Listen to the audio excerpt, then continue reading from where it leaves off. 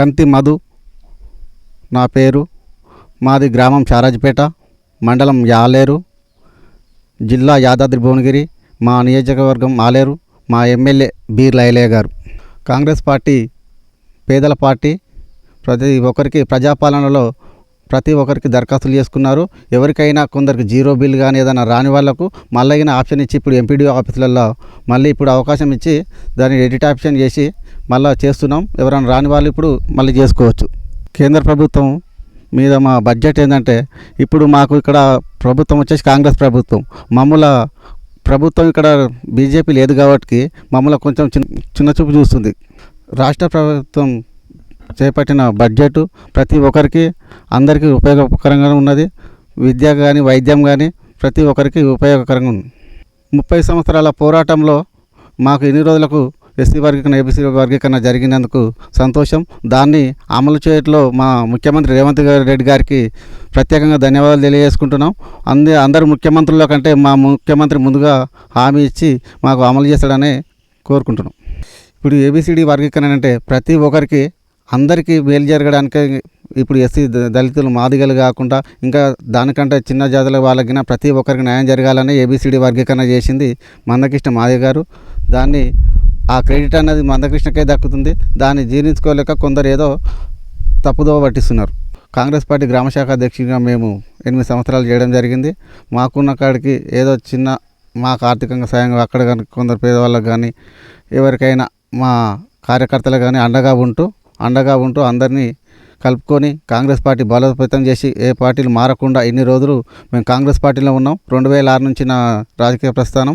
అప్పటి నుండి నేను ఇప్పటివరకు ఏ పార్టీ మారలేదు. కాంగ్రెస్ పార్టీని పట్టుకుని ఎంతోమంది నాయకులు మా పార్టీలోకి రమ్మన్నా కానీ మేము పోలేదు. పార్టీ మాకు గుర్తించి మమ్మల్ని మంచి ఇప్పుడు అవకాశం ఇచ్చి ప్రభుత్వం వచ్చింది కాబట్టి అందరినీ గుర్తించి ప్రతి ఒక్కరికి న్యాయం చేస్తుందని కోరుకుంటున్నాం. ఇక్కడ బీఆర్ఎస్ ప్రభుత్వంలో మొత్తం మా దగ్గర అభివృద్ధి అనేది శూన్యం, ఏం జరగలేదు. ఊర్లో ప్రతి విలేజ్లలో శ్మశాన వాటికలకు దానికే సరిపోయింది. అంతేగాని ఇక్కడ వాళ్ళ చెప్పుడికే మాకు శిలాపలకాలు వేసి అక్కడనే అయిపోయినాయి కానీ రోడ్లు అనేది ఏది వేయలేదు. ఇప్పుడు మొన్న మా ఎమ్మెల్యే గారు వచ్చి ఎమ్మెల్యే గారు గెలిచిన తర్వాత మాకు 25 లక్షల నిధులు చారాయిపేటకు ఇవ్వడం జరిగింది. ఇప్పుడు మాకు చాలా సంతోషంగా ఉంది. ప్రజలకు వ్యతిరేకతతో ఉండి ఆమె ఎప్పుడున్నా కానీ ఎక్కడ విలేజ్లలోకి వచ్చేసి రాకపోవడం, ఏది పట్టించుకోలేదు. ఏమున్నా కానీ మహేందర్ రెడ్డి అనేది భూములు కబ్జాలు చేయడం ఇలాంటికే సరిపోయింది. ఏమి అభివృద్ధి చేసిరు? మా దగ్గర ఇంతవరకు ఒక ఇల్లు రాలేదు, మా దళిత బంధు రాలేదు. ఏ ఒక్కరికైనా ఆ పార్టీ కార్యకర్తలే మొత్తం నిస్సహాయ స్థితిలో వాళ్ళు ఉన్నారు. వాళ్ళకు మేము ఉన్నామంటే టీఆర్ఎస్ పార్టీలో ఉన్నాం కానీ మాకే ఏం అభివృద్ధి జరుగుతలేదని వాళ్ళు మనసులో ఉంచి టీఆర్ఎస్ పార్టీలో ఉన్న కార్యకర్తలే మాకు కాంగ్రెస్ పార్టీకి సపోర్ట్ చేసి మా బీర్ల గారిని గెలిపించడం జరిగింది. మా దగ్గర వచ్చేసి ఇళ్ళ కోసం వచ్చినాయి దరఖాస్తులు వచ్చినాయి. కరెంటు కానీ గృహజ్యోతికి వచ్చేసినాయి. ప్రతి ఒక్కటి 6 గ్యారంటీలకు అన్నిటికీ దరఖాస్తులు వచ్చినాయి. అన్నీ అమలు చేస్తుంది ప్రభుత్వం. ఇప్పుడు వాళ్ళ 10 ఏళ్ళ పాలన ఎన్నో హామీలు ఇచ్చారు, చేయలేదు. కానీ మా ప్రభుత్వం వచ్చి ఒక 8 నెలలు అవుతుంది. అయిపోవడం నుండే చేయగానే అవుతుంటుంది. తొందరగా ఇట్లా తొందర పెడితే ఏడవుతుంది. ఏదైనా కానీ మెల్లమెల్ల ఒక్కొక్కటి చేసుకుంటూ పోతుంది. తులంబంగా గవర్నమెంట్ అనేది గుర్తించి ఇస్తుంది. కాకపోతే వెనక ముందు ఇప్పుడే కదా మనకు ఇప్పుడు దళిత రుణమాఫీ చేసిర్రు. అంతా మనకున్న ప్రభుత్వం సెంట్రల్లో కింద మన గవర్నమెంట్ లేదు. అయినా కానీ రేవంత్ రెడ్డి ఎంతో కష్టపడి ఆయన సరైన కాడికి చేసుకుంటూ అన్ని కార్యక్రమాలను చేస్తున్నాడు. మేము చేద్దామన్న ఆలోచనతో ఉన్నాం. పార్టీ గుర్తించి కష్టపడ్డ వాళ్లకు టికెట్ ఇచ్చి అధిష్టానం మా కాంగ్రెస్ పార్టీ నుంచి అవకాశం ఇస్తుందని కోరుకుంటున్నాం. సర్పంచ్గా అవకాశం వస్తే సర్పంచ్గా పోటీ చేద్దాం అనుకుంటున్నాం. ఊరు అభివృద్ధి కోసం మా వంతు సహకరిస్తాం. మా దగ్గర వచ్చేసి డ్రైనేజ్ సమస్య కానీ వచ్చేసి మనకు అండర్ గ్రౌండ్ డ్రైనేజ్ ఒకటి, స్కూల్ పిల్లలకు గ్రౌండ్ కానీ ఇలాంటివన్నీ చేయదలుచుకున్నాం. వాటర్ సమస్య కానీ ప్రతి ఒక్కటి. ఈ డ్రగ్స్ అనేది కాంగ్రెస్ పార్టీ చాలా స్ట్రిక్ట్ చేసి ఏ ఒక్కరినైనా వదిలేది లేదు. డ్రగ్స్ నిర్మూలనకై కాంగ్రెస్ పార్టీ కృషి చేస్తుంది.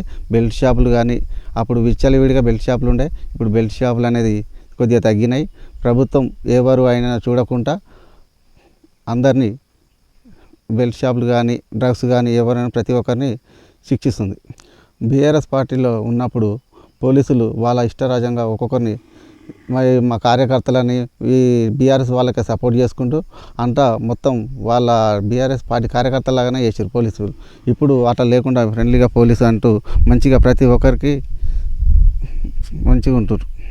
ఇప్పుడు దాన్ని గుర్తించే కదా మన రేవంత్ రెడ్డి గారు ఒంటరి మహిళలు ఇప్పుడు ఎవరైనా నైట్ కానీ లేట్ అయినా కానీ పోలీస్ వాళ్ళు ఇంటి దగ్గర చేర్చేటందుకు దానికి గవర్నమెంట్ చర్య తీసుకుంటుంది. అక్కడున్న వాళ్ళు చేసిన వాళ్ళని కఠినంగా శిక్షించాలి. పార్టీ గుర్తించి మాకు ఈసారి టికెట్ ఇస్తే సర్పంచ్గా పోటీ చేస్తూ చారాయిపేట ప్రజలకు సేవ చేద్దామని అందరూ ఆశీర్వదిస్తే ప్రజలకు సేవ చేద్దామని కోరుకుంటున్నాం. ఇప్పుడు మేము ప్రస్తుతం అప్పటి నుండి రాజకీయాలు ఉన్నాం. ప్రజలకు సేవ చేద్దామని ఆలోచనతో ఉన్నాం.